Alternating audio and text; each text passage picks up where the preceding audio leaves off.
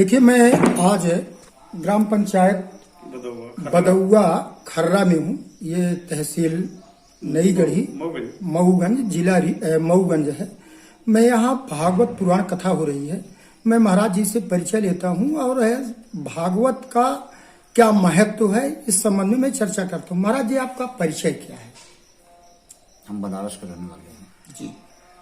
नाम हमारा जगदीश तिवारी है जी। वैसे लोग भावपूर्ण भाषा में स्वामी जगदीशानंद लिख देते हैं अपने भावों के अनुसार। बात आई भागवत कथा की। श्रीमद् भागवत कथा, इसको ज्ञान यज्ञ कथा कहते हैं। पुराण 18 हैं। 18 पुराण में मुख्य पुराण भागवत पुराण है। इस भागवत पुराण में 12 स्कंद होते हैं। 12 स्कंद में 18,000 श्लोक होता है। जब भी भागवत कथा का आयोजन किया जाता है तो भागवत के महात्म्य वर्णन है कि भागवत कथा को मोक्षदायिनी कथा कहते हैं। जहाँ आयोजन होता है भागवत का तो वो भूमि धन्य, वो लोक धन्य, जहाँ कार्यक्रम का आयोजन होता है।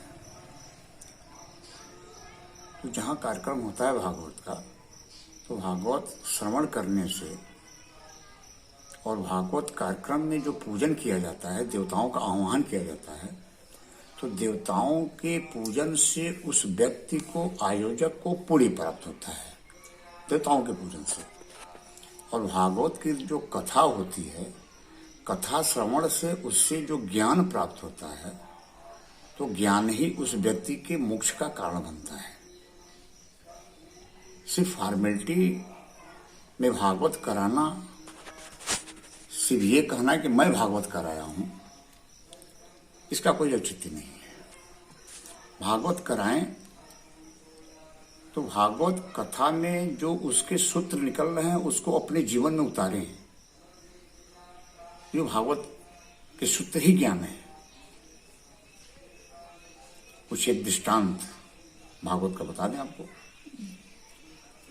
जैसे 6 अध्याय में महात्मा का वर्णन है। भागवत कथा जब प्रारंभ होती है तो व्यास जी ने इसे रचना किया भागवत की। तो 3 अध्याय में इन्होंने ज्ञान, वैराग्य और भक्ति का वर्णन किया। ये प्रसंग नारद जी और सनक सनातन के द्वारा है। तो भक्ति कहाँ से उत्पन्न होती है, भक्ति बढ़ती कहाँ से है, भक्ति करने वाला आनंद कहाँ से पाता है, ये 3 अध्याय में है। और भागवत सुनने से किस तरह से भक्ति तरुण थी, उसके 2 बेटे ज्ञान और वैराग्य वृद्ध थे। जब आयोजन हुआ तो उनको चेतना आई, वो भी तरुण हो गए। दूसरी कथा महात्म्य आता है गोकर्ण जी का। गोकर्ण जी कथा का आयोजन किए। उनका भाई धुंधकारी था जो अनाचार दुराचार करके भयंकर प्रेतात्मा हुआ। उस प्रेतात्मा को मोक्ष मिली भागवत कथा सुन करके। ये 2 कथा में शॉर्ट में आपको बताया। तो भागवत कथा से जीवन का उद्धार होता है। भागवत कथा 2 तरह से लोग कराते हैं। या तो किसी आयोजन में सम्मिलित कर देते हैं, या तो जिस परिवार में किसी प्रकार की आधा बाधा परेशानी रहती है, उस परिवार में भागवत कथा का जब आयोजन कराया जाता है तो उस परिवार के जितने पूर्वज हैं आज के पहले के, वो कहीं न कहीं किसी न किसी रूप में आकर के उस कथा का श्रवण करते हैं, तो उस जीवात्मा का मोक्ष होता है भागवत कथा सुनने से। तो संस्कृत का जो पाठ किया जाता है उन अदृश्य जीवात्माओं के लिए किया जाता है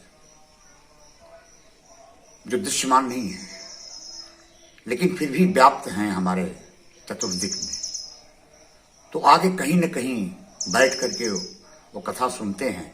कथा सुनने के बाद तब अपने वंशज को, पूर्वज अपने वंशज को आशीर्वाद देते हैं, वाह बेटा बहुत अच्छा काम किया, बहुत तूने मुझे भागवत सुनाया।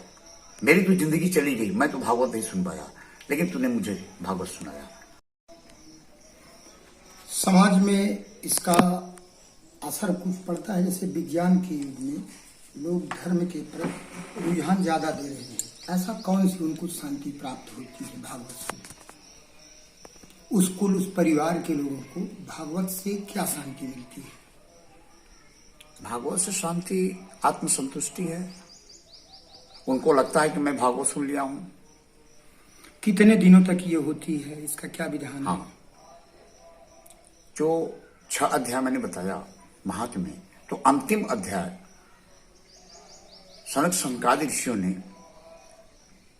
ये सप्ताह यज्ञ का विधान बताया कि ये 7 दिन का यज्ञ कैसे किया जाता है, भागवत कथा कैसे करना चाहिए, उसका नियम बताया है।